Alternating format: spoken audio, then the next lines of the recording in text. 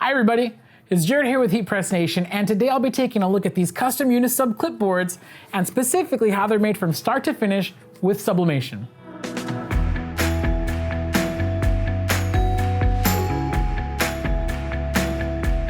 If you're tired of the plain old wooden clipboard, perhaps you might be looking for a more colorful solution.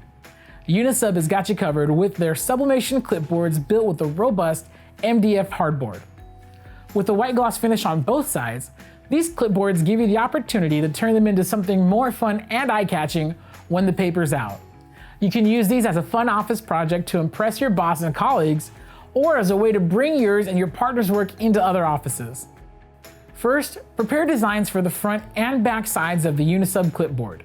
If you use a graphic design software, you can use the template available at heatpressnation.com. Fitting your designs within the bleed area works best, as this will provide you some space when placing the printed transfers on the clipboard. Once your designs are finished, print them through your sublimation printer. For Sawgrass printers, send it to the Sawgrass Print Manager and use these settings: MDF board for substrate, the appropriate profile for paper, and the mirror option checked. Before printing, go to the Color tab to set the color mode to either photographic or vivid, depending on the nature of your designs. Afterwards, go ahead and click Print on SPM. With the transfers printed, it's time to apply them onto our clipboard. To apply sublimation transfers onto a Unisub clipboard, your heat press will need to be set to 60 to 75 seconds at 400 degrees Fahrenheit with medium pressure. Once your machine's at temperature, cover its lower platen with a sheet of parchment paper, then place your transfer facing upwards on top. Add and center your clipboard on top of the transfer and remove the yellow protective layer off the board.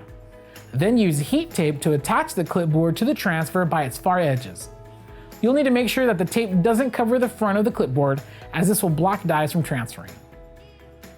With the clipboard ready, flip it with the paper side facing up, then cover it with another sheet of parchment paper and press.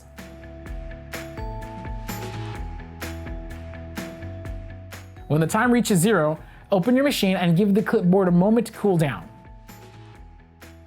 Afterwards, quickly peel the transfer, and the backside of the clipboard has now been sublimated. After allowing the clipboard to completely cool down, you can apply the front transfer to your clipboard with the same procedure.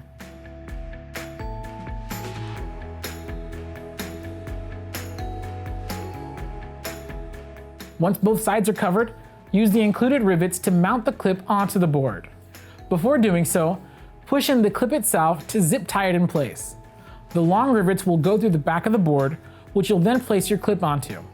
After attaching the caps to each long rivet, use a hammer to lock them together and your custom clipboard is ready to go. To learn more about Unisub clipboards and other sublimation blanks, please visit us at heatpressnation.com.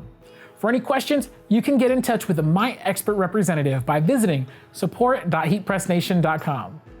Well, once again, I'm Jared with HeatPress Nation, and thanks for watching.